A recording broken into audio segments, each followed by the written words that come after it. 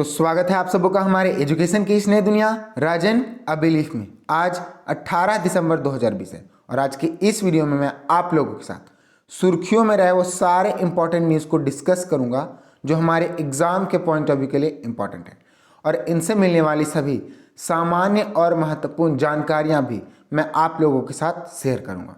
तो चलिए शुरू करते हैं आज के इस वीडियो को कल के पूछे गए प्रश्न के उत्तर के साथ। कल का हमारा पूछा गया प्रश्न था, अभी हाल ही में ई कृषि प्लेटफॉर्म किसके द्वारा जारी किया गया है। तो मैंने आपको कल के वीडियो में बताया था कि अभी हाल ही में ई कृषि प्लेटफॉर्म को BSE यानी कि बॉम्बे स्टॉक एक्सचेंज के द्वारा जारी किया गया। तो इस क्वेश्चन का जवाब ऑप्शन ए यानी कि BSE सही है। आज का हमारा पहला प्रश्न, अभी हाल ही में किस राज्य में अम्मा मिनी क्लिनिक योजना को शुरू किया गया। तो अभी हाल ही में हमारे देश भारत के तमिलनाडु राज्य में अम्मा मिनी क्लिनिक योजना को शुरू किया गया है, और इस योजना को शुरू करने का मुख्य उद्देश्य तमिलनाडु में जन स्वास्थ्य बुनियादी ढांचों को मजबूत करना है। तो कैसे, मैं आपको बताता हूँ। इस योजना के अंतर्गत तमिलनाडु में 2000 मिनी क्लिनिक खोले जाएंगे जिसमें लोग बुखार जैसी बीमारियों के इलाज के लिए डॉक्टर से संपर्क करेंगे। मैं आपको बता दूं कि तमिलनाडु में अभी 3 मिनी क्लिनिक का उद्घाटन किया गया और आने वाले 1-2 सप्ताह में 2000 मिनी क्लिनिक का निर्माण कर दिया जाएगा।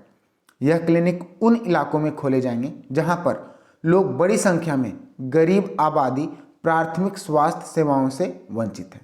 इस मिनी क्लिनिक में एक डॉक्टर, नर्स और एक स्वास्थ्य सहायक भी होगा, जिसमें दवा स्टोर और मामूली ऑपरेशन करने के लिए उपकरण भी उपलब्ध होगा।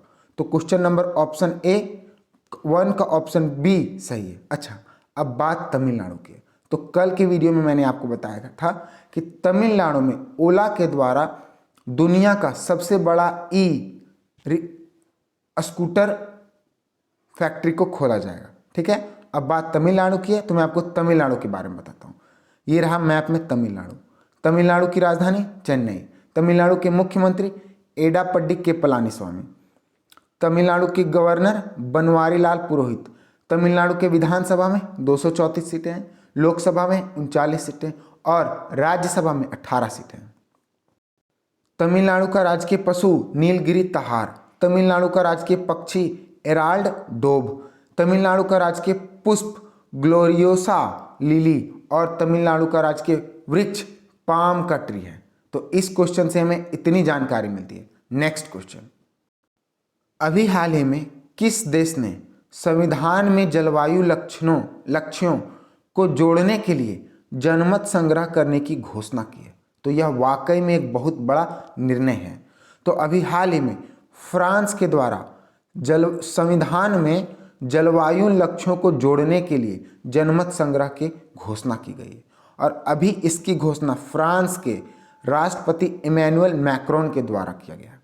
मैं आपको बता दूं कि पर्यावरण संबंधी मुद्दों पर नागरिकों का एक समूह के प्रस्ताव को स्वीकार करते हुए मैक्रोन ने संविधान में संशोधन करने की पेशकश की है, और इसी के लिए अभी जनमत संग्रह किया जाएगा। मैं आपको बता दूं कि इमैनुअल मैक्रोन के द्वारा इस बात को माना गया है कि अब तक फ्रांस ने पर्यावरण को हो रहे नुकसान से निपटने के लिए अपनी प्रतिबद्धताओं के तहत ठोस कदम नहीं उठाया, और वो ऐसा इसीलिए बोले क्योंकि पेरिस समझौते के बाद यूरोपीय संघ के नेताओं ने 2030 तक पर्यावरण को नुकसान पहुंचाने वाली ग्रीन हाउस गैसों के उत्सर्जन में 40% के बजाय 55% तक कटौती के लिए कदम उठाने का संकल्प लिया था, जिस पर अभी तक फ्रांस के द्वारा किसी भी तरह का कार्य नहीं किया गया। लेकिन अब ये फ्रांस के द्वारा एक बहुत बड़ा कदम होगा। तो क्वेश्चन नंबर 2 का ऑप्शन बी सही है।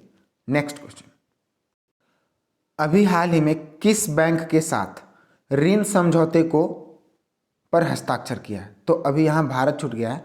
तो अभी हाल ही में हमारे देश भारत ने NDB यानी कि न्यू डेवलपमेंट बैंक के साथ ऋण समझौते पर हस्ताक्षर किया है, और इस ऋण के अंतर्गत हमारे देश भारत को NDB राशि प्रदान करेगा।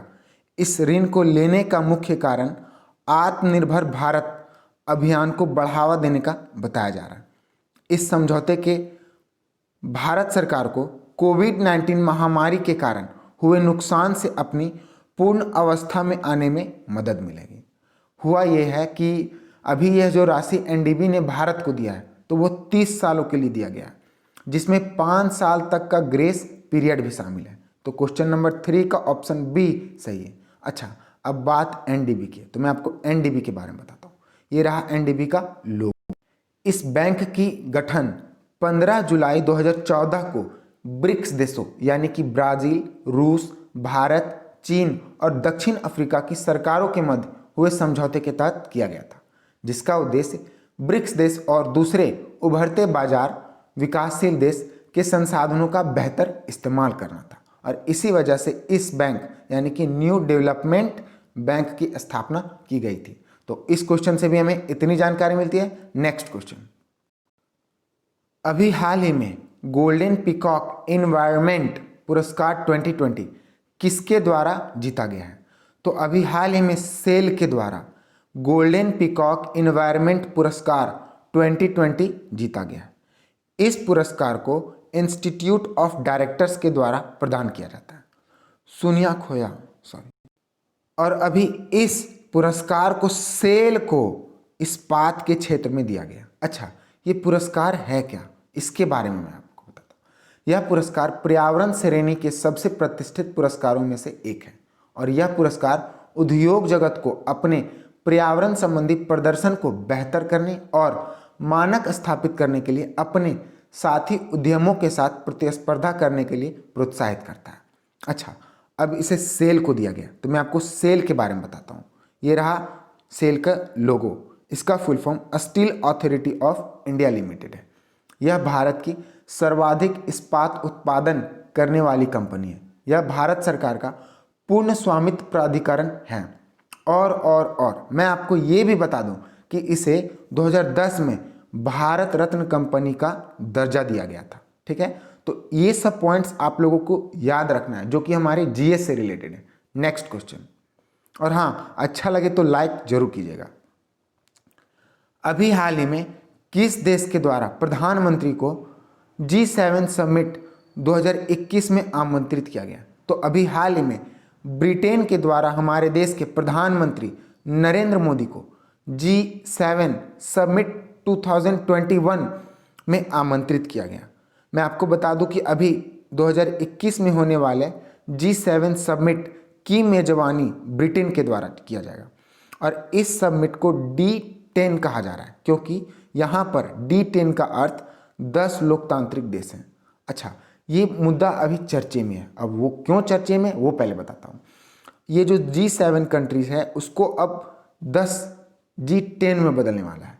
इसमें यानी कि 10 लोकतांत्रिक देशों को शामिल किया जाएगा। 7 लोकतांत्रिक देश पहले से हैं, लेकिन अब इसमें भारत, दक्षिण कोरिया और ऑस्ट्रेलिया को जोड़ा जाने का प्लान बनाया जा रहा है। तो क्वेश्चन नंबर 5 का ऑप्शन बी सही है। नेक्स्ट क्वेश्चन, अभी हाल ही में किसके द्वारा स्वदेशी तरीके से विकसित मिसाइल का सफल परीक्षण किया गया है? तो अभी हाल ही में डीआरडीओ के द्वारा स्वदेशी तरीके से विकसित, इस पॉइंट्स को आप लोगों को याद रखना है, मिसाइल का सफल परीक्षण किया गया। और यह जो मिसाइल है एक पृथ्वी 2 नाम है इसका और यह सतह से सतह पर वार करने में सक्षम है और इसका परीक्षण अभी वर्तमान समय में उड़ीसा के बालासोर तट से किया गया। इसकी मारक क्षमता 350 किलोमीटर है। अगर आपको याद हो और हमारे वीडियो को रोज देख रहे हैं तो मैं आपको इसके बारे में पहले बताया था कि अभी हाल ही में डीआरडीओ के द्वारा नवंबर 2020 में ही इसका परीक्षण किया गया, लेकिन फिर से डीआरडीओ के द्वारा इसे और इनोवेटिव बनाकर इसका परीक्षण किया गया। तो क्वेश्चन नंबर 6 का ऑप्शन बी सही है। अब बात अगर डीआरडीओ की है तो मैं आपको डीआरडीओ के बारे में बताता हूँ। ये रहा डीआरडीओ का लोगो। इसकी स्थापना 1958 में हुआ था। इसका हेडक्वार्टर न्यू दिल्ली में है और वर्तमान समय में इसके चेयरमैन डॉक्टर जी सतीश रेड्डी। अच्छा, डीआरडीओ का फुल फॉर्म क्या होता है? तो डीआरडीओ का full form defence research and development organisation होता है। नेक्स्ट क्वेश्चन, अभी हाल ही में एरिक फ्रीमैन का निधन हुआ है। वह किस खेल से संबंध रखते हैं? तो अभी हाल ही में एरिक फ्रीमैन का निधन हो गया है। वह क्रिकेट खेल से संबंध रखते हैं और ये ऑस्ट्रेलिया के एक ऑलराउंडर प्लेयर हैं जिनकी मृत्यु अभी 76 वर्ष में हो गई है। तो क्वेश्चन नंबर 7 का ऑप्शन ए सही है। देखिए इमेज में यही है एरिक फ्रीमैन जो कि ऑस्ट्रेलिया के हैं और इन्हीं की मृत्यु अभी 76 वर्ष में हो गई है। नेक्स्ट क्वेश्चन,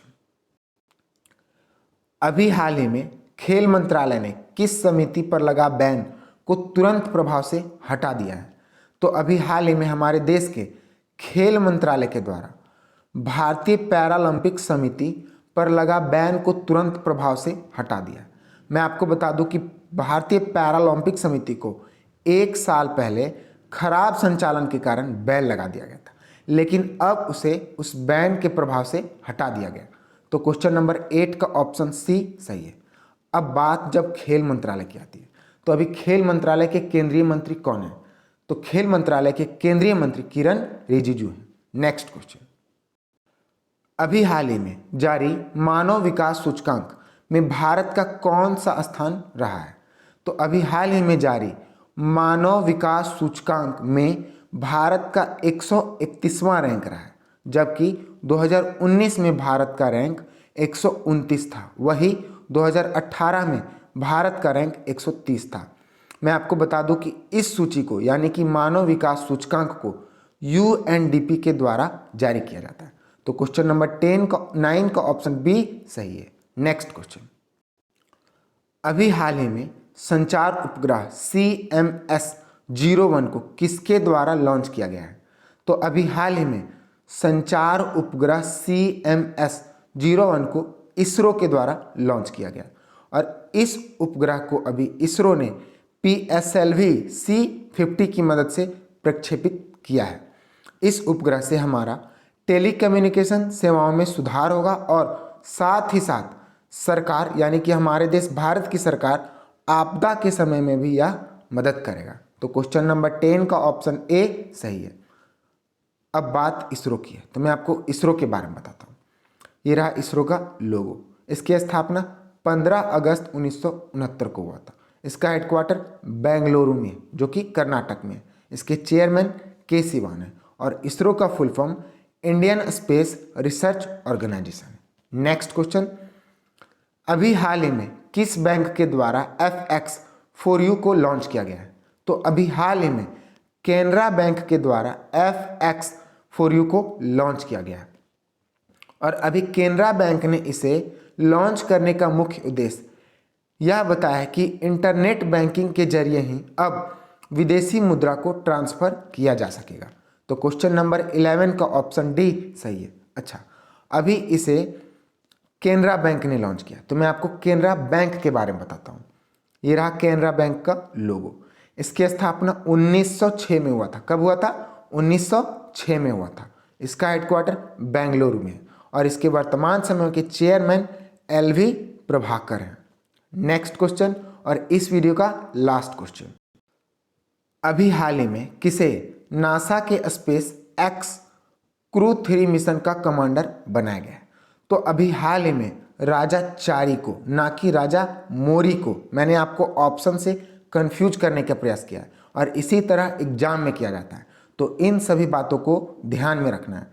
तो अभी मैं आपको बता दूं कि अभी हाल ही में राजा चारी को नासा के स्पेस एक्स क्रू 3 मिशन का कमांडर बनाया गया, जो कि वर्तमान समय में अमेरिका वायुसेना के कमांडर के पद पर कार्यरत है और इन्हें अभी NASA space x crew 3 mission का कमांडर नासा और यूरोपीय अंतरिक्ष एजेंसियों ने संयुक्त रूप से चुना है।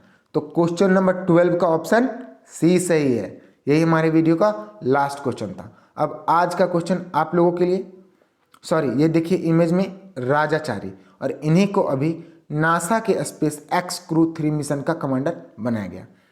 आज का क्वेश्चन है जिसका जवाब आप लोगों को कमेंट सेक्शन में देना है।